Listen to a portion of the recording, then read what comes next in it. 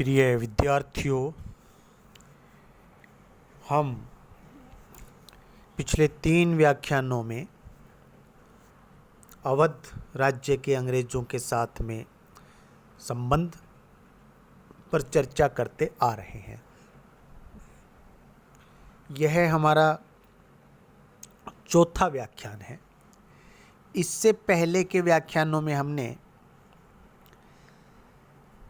अवध का जब east India company के साथ में पहला संपर्क हुआ था लॉर्ड क्लाइव के समय, और 1765 में इलाहाबाद की संधि हुई थी, तब से फिर वॉरेन हेस्टिंग्स का समय रहा, लॉर्ड कॉर्नवालिस का समय रहा, सर जॉन शोर का समय रहा, लॉर्ड वेलेस्ली का यहाँ पर जो समय रहा, और वेलेस्ली के जाने के बाद में फिर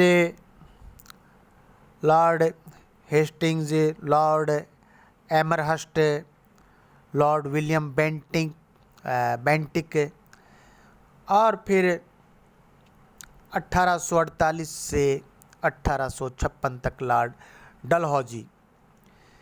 इन सब की अवध के प्रति क्या नीति रही, ये हमने पिछले व्याख्यानों में किया। और जब लॉर्ड डलहौजी आ गया तो फिर किस प्रकार से अवध का विलय अंग्रेजी साम्राज्य में किया गया, कैसे सारी पृष्ठभूमि तैयार हुई, ये हमने पिछले व्याख्यानों में किया। आज हम कर रहे हैं अवध का विलय और उस विलय का औचित्य। ये हमारे आज के व्याख्यान का मुख्य बिंदु है, और इसी के साथ में हमारा जो अवध और अंग्रेज़ों का जो संबंध है वो व्याख्यान आज समाप्त हो जाएंगे। अवध का विलय 13 फरवरी 1856 को हुआ था। संचालक मंडल के सदस्यों से बोर्ड ऑफ डायरेक्टर मतभेद होने के कारण डलहौजी अवध की समस्या के हल से अपने आप को थोड़ा बचाना भी चाहता था। वह यह भी चाहता था कि ये समस्या इसी प्रकार चलती रहे और वो अपना कार्यकाल पूरा कर ले, और उसके बाद जो भी गवर्नर जनरल आएंगे वो इसको डील कर। परंतु इसके साथ ही उसे यह भी लगता था और लग रहा था कि इस समस्या को दूसरा कोई व्यक्ति हल नहीं कर सकेगा। अतः उसका जो ये 8 साल का जो अपना एक प्रशासनिक अनुभव था, वो उसका लाभ उसने उसके आधार पर उसका लाभ उठाया, और ब्रिटेन में जो उसके अधिकारी हैं, बोर्ड ऑफ और डायरेक्टर्स, उसके अथॉरिटीज़ हैं, उनकी इच्छा को 13 फरवरी 1856 को उसने पूरा कर दिया। रेजिडेंट जो उस समय था आउटरम ने नवाब वाजिद अली शाह को गद्दी छोड़ने को विवश किया और उसे बंगाल भेज दिया, बंगाल में कलकत्ता। वाजिद अली शाह ने अपने जीवन के जो शेष दिन हैं 12 लाख वार्षिक पेंशन लेकर वहीं व्यतीत किए। यद्यपि उसने पेंशन लेने से मना किया था और कहा था कि जब अंग्रेज़ों ने उससे उसका पद छीन लिया, उससे उसका ताज छीन लिया, उससे उसकी बादशाहत और नवाबी छीन ली, देश छीन लिया, उसका राज्य छीन लिया, तो वह अपने शेष जीवन के लिए कुछ नहीं मांगेगा, अपने जीवन की सुरक्षा के लिए कुछ नहीं मांगेगा। ये वाजिद अली शाह ने उस समय कहा। अवध के विलय की घोषणा करते हुए डलहौजी ने केवल इतना ही कहा कि सर्वोपरि सत्ता होने की हैसियत से कंपनी अवध में व्याप्त कुशासन को एक मूक दर्शक की भांति सहन नहीं कर सकती। विद्यार्थियों, आप जानते हैं, हमने पिछले 3 व्याख्यानों में किया है कि ये जो पूरा वहाँ पर जो भी भ्रष्टाचार था या कुशासन था, उसके जिम्मेदार अंग्रेज़ थे, उसके जिम्मेदार ईस्ट इंडिया कंपनी थी। लेकिन लॉर्ड डलहौजी ने यहाँ पर यह आरोप लगाया है कि ये जो यहाँ के नवाब हैं, जो यहाँ के शासक हैं, वो शासन करने के अयोग्य हैं और इसलिए कुशासन स्थापित हो गया है। और जिसको ये न्यायप्रिय जो जाति है दुनिया की, अंग्रेज, आप समझ रहे हैं, तो ये जो न्यायप्रिय जाति है ये यहाँ पर न्याय करना चाहती है। किसके साथ में? अवध की जनता के साथ में, प्रजा के साथ में। नवाब को गद्दी से हटाते समय डलहौजी ने रेजिडेंट के माध्यम से यह अवश्य लिखवाने का प्रयास किया था कि वाजिद अली शाह यह लिख दे कि वह स्वेच्छा से गद्दी छोड़ रहा है। परंतु नवाब ने, वाजिद अली शाह ने इस प्रकार के दस्तावेज पर हस्ताक्षर करने से इनकार कर दिया, तो अंग्रेजी सेना ने उसे ज़बरदस्ती गद्दी से उतार दिया। अब बात यह है कि उतार दिया उन्होंने गद्दी से, अवध को अंग्रेजी राज्य में मिला लिया, लेकिन इस विलय का जो औचित्य है, क्या ये उचित था, ये हम इस बिंदु में जानने का प्रयास करेंगे।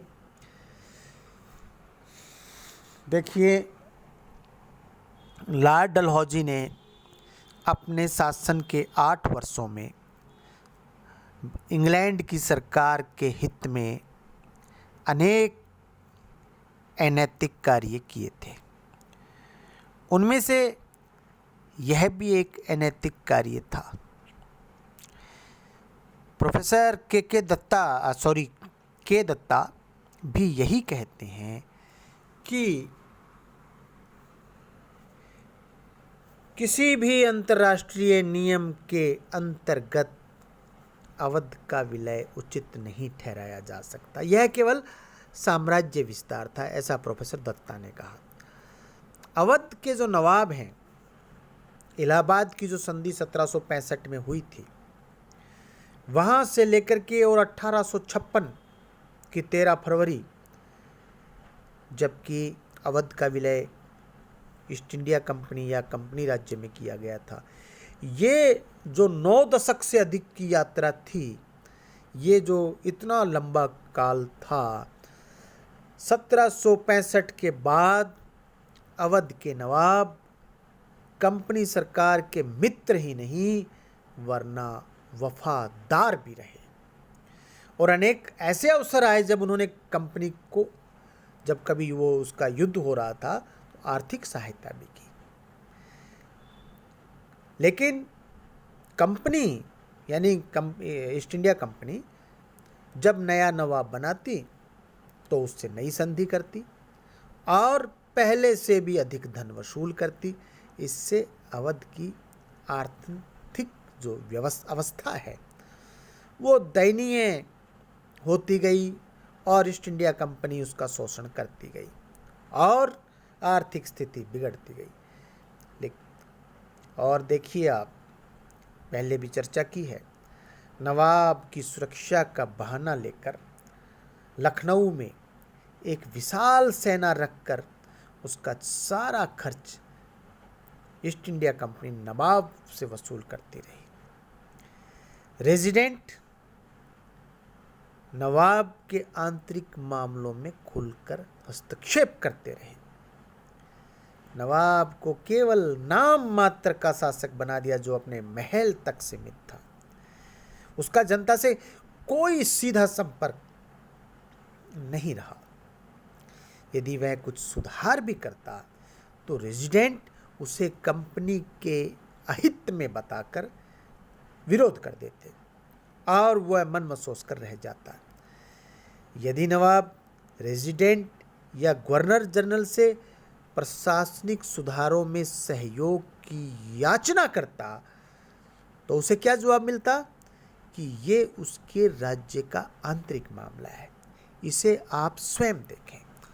तो नवाब जो है अब स्वयं देखें, लेकिन उसके पास में कोई शक्ति नहीं है, वो कुछ कर नहीं सकता, रेजिडेंट उसे कुछ करने नहीं देते। यह सब कुछ होते हुए भी कंपनी सरकार सदा नवाब को कुप्रशासन का दोषी ठहराती रही और अंत में इन आरोपों पर कंपनी द्वारा अवध को अंग्रेजी राज्य में मिलाया गया। अब अगला जो बिंदु है वो है कुशासन के आधार पर अवध का विलय उचित था या अनुचित था। कुशासन के आधार पर अवध विलय अनुचित था। यदि अवध में भ्रष्टाचार और प्रशासन दयनीय अवस्था को पहुंचा तो उसका वास्तविक उत्तरदायित्व कंपनी सरकार पर जाता है। पहला तो कंपनी सरकार को प्रशासनिक सुधारों में नवाब को सहयोग देना चाहिए था। दूसरा, यदि प्रशासन खराब भी था तो उसका सिरदर्द अवध की जनता को होना चाहिए था। कंपनी सरकार को उससे क्या परेशानी थी? अवध की जनता का अपने नवाब में पूर्ण विश्वास था, न कि अंग्रेजी सरकार में। इसका प्रमाण अगले ही साल 1856 में तो विलय हुआ, 1857 में प्रथम स्वतंत्रता संग्राम हुआ। तो इसका प्रमाण जो है उन्होंने 1857 की जो जंग हुई, जो विद्रोह हुआ, में स्पष्ट रूप से प्रदर्शित कर दिया। अवध के कुशासन के लिए नवाब इतना दोषी नहीं था जितना कि लखनऊ स्थित ब्रिटिश रेजिडेंट और कंपनी की सरकार थी। इस धारणा की पुष्टि करते हुए हम कई अंग्रेजों के स्टेटमेंट हैं, लेकिन हम कर्नल सदरलैंड ने जो कहा, जो लिखा, उसकी बात मैं आपको बताता हूँ। उन्होंने लिखा, भारत में अन्य कोई ऐसा राज्य नहीं था जहाँ की ईस्ट इंडिया कंपनी की सरकार ने इतने नियमित रूप से और व्यर्थ रूप से हस्तक्षेप किया हो। अब बताइए, ये अंग्रेज एक इस बात को लिख रहा है। तो कुशासन के आधार पर जो ये विलय था ये भी उचित नहीं था, अनुचित था। अब हम देखते हैं कि वहाँ के जो रेजिडेंट है वहाँ का एक जो स्टेटमेंट है, अभी मैं आपको उसकी चर्चा करता हूँ। जो लॉर्ड डलहौजी था ने अवध के प्रशासन की जानकारी सेलीमैन और आउटरम, जो कि वहाँ के रेजिडेंट थे, उनसे मांगी थी। ये दोनों ही अवध के रेजिडेंट पद पर कार्य कर चुके थे। डलहौजी ने सेलीमैन को तो अवध का प्रबंधक, एडमिनिस्ट्रेटर बनाने का भी प्रलोभन दे दिया था। इसी कारण उसने डलहौजी के इस कार्य में तत्परता से सहयोग दिया और नवाब को गद्दी छोड़ने पर बाध्य किया। परंतु अंत में सैलीमैन को भी अपनी गलती का एहसास हुआ और उसने लिखा, बाद में उसने कहा कि अवध को कंपनी राज्य में मिलाने का कोई मतलब औचित्य नहीं था। ये उसने लिखा। आउटरम और जो दोनों वहाँ उस समय तैनात थे, उनमें से सैलीमैन ने इस बात को बाद में जो है इस बात को कहा। तो वहाँ का जो रेजिडेंट था, रेजिडेंट के पद पे जो रह चुका था, वह व्यक्ति भी इस बात को ये उचित नहीं मान रहा था। हालांकि प्रलोभन में उसने ठीक है ये कार्य कर दिया और रेजिडेंट आउटरम ने जो है वाजिद अली शाह को गद्दी से उतार दिया और सैलीमैन जो है वो उसमें एडमिनिस्ट्रेटर हो गया। रेजिडेंट उस समय आउटरम, पहले दोनों ही रेजिडेंट थे, लेकिन सैलीमैन को एडमिनिस्ट्रेटर बना दिया, आउटरम रेजिडेंट रहा। आउटरम ने उसको गद्दी से हटाया। तो बाद में जब इस बाद में व्यक्ति अपने किए का कई बार सोचता है, उसका विश्लेषण करता है, तब सैलीमैन को अपनी गलती का एहसास हुआ। अब यदि हम लॉर्ड डलहौजी की बात करते हैं तो वो भी पूर्ण विलय का पक्षधर नहीं था। यह बात पिछले व्याख्यान में भी हमने की थी कि और इतिहासकार पी.ई. रॉबर्ट के संदर्भ से की थी और उसने लिखा था इतिहासकार ने कि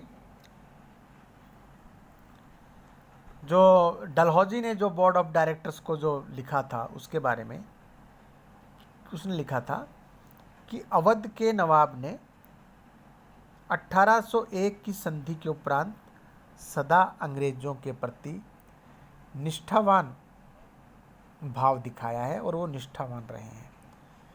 पत्र में यह भी लिखा कि अवध का विलय करने पर संधि की कुछ शर्तों का उल्लंघन होता है।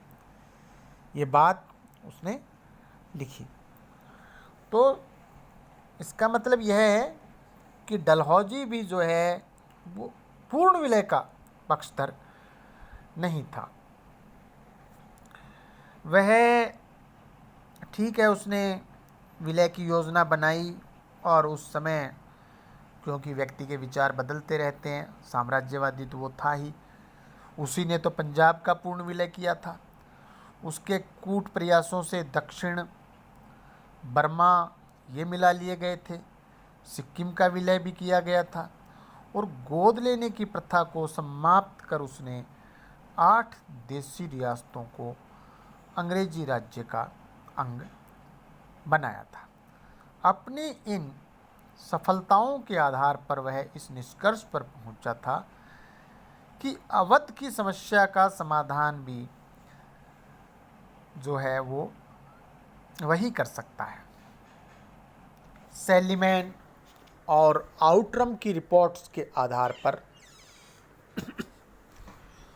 जो कि पहले रेजिडेंट रह चुके थे दोनों, उसने अवध का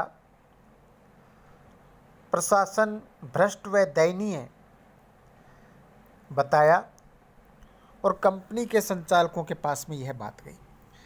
इन सब तथ्यों के होते हुए भी अवध का अस्तित्व पूर्ण रूप से कंपनी राज्य में मिलाने का वह पक्षधर नहीं था। वह अभी तक अवध का पूर्ण अस्तित्व समाप्त करके कंपनी के राज्य में मिलाने का अस्तित्व नहीं था। इस संदर्भ में इतिहासकार पी.ई. जो कि अंग्रेज इतिहासकार पी.ई. रॉबर्ट्स ने विचार व्यक्त किए हैं। वह क्या चाहता था, जो डलहौजी पी.ई. रॉबर्ट्स लिखता है, वह भी नवाब का अस्तित्व रखते हुए केवल अवध का प्रशासन कंपनी के हाथों में सौंपना चाहता था। पी.ई. रॉबर्ट्स लिखता है कि डलहौजी चाह रहा था कि नवाब का पद बना रहे और प्रशासन जो है वो कंपनी के पास में आ जाए। परंतु अवध के विलय में संचालक मंडल के सदस्य, बोर्ड जो डायरेक्टर्स हैं, ने तत्परता का प्रदर्शन किया। संचालक मंडल के सदस्यों द्वारा निर्णय लिए जाने पर ही ब्रिटिश सरकार ने अवध के नवाब को सूचित किया था कि अब 1837 की संधि डेड लेटर समझी जाए या मृत समझी जाए या समाप्त जो है वो समझी जाए, इस प्रकार उन्होंने लिखा था। अनेक, यदि हम अंग्रेज इतिहासकारों की बात करें, अनेक अंग्रेज इतिहासकारों ने नवाब की विलासिता, उसकी फिजूल खर्ची को अपनी आलोचना का केंद्र बनाया है और उसकी विलासिता के कारण ही प्रशासन का भ्रष्ट होना तथा जनता का दरिद्र होना बताया है। निसंदेह वाजिद अली शाह अपनी विलासिता के लिए काफ़ी, यूं कहें कि अपयश अर्जित कर चुका था, लेकिन यह सब तथ्य मानते हुए भी यह नहीं कहा जा सकता कि अंग्रेज़ों की यह कार्यवाही अवध के लोगों के हित के लिए की गई थी।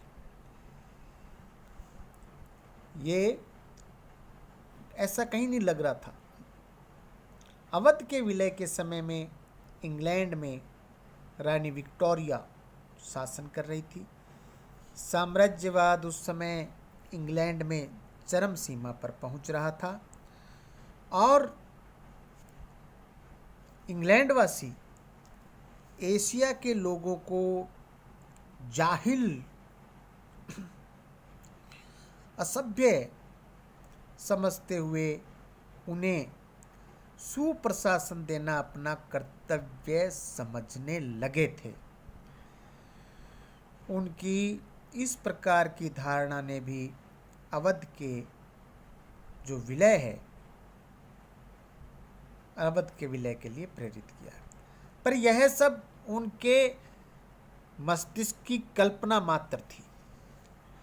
और इसमें मैं अंत में इतिहासकार जो हैं ईश्वरी प्रसाद, उनके जो उन्होंने लिखा, एक लाइन, बहुत सुंदर लाइन लिखी, वो लाइन कि अवध का जो विलय है वो डकैती की चरम सीमा उन्होंने बताया। डॉक्टर ईश्वरी प्रसाद ने अवध विलय को अंग्रेजी डकैती की चरम सीमा उन्होंने बताया। कुल मिलाकर अवध का जो विलय है उसके कारण राजनीतिक और आर्थिक थे। यह समझना कि अंग्रेज हमें यहाँ प्रशासन की शिक्षा देना चाहते थे, सुशासन की शिक्षा देना चाहते थे, हमें प्रशिक्षित करना चाहते थे, यह बिल्कुल गलत है।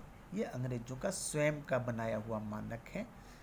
उनका केवल एक ही उस समय एजेंडा था, अधिक से अधिक भूमि प्राप्त करो और फिर उस भूमि का, वहाँ के जो संसाधन है उन संसाधनों का शोषण किया जाए, और वही कार्य उन्होंने अवध में किया और बहाने बना करके अवध को अंग्रेजी राज्य में मिला लिया, जो कि बिल्कुल अनुचित था, गलत था।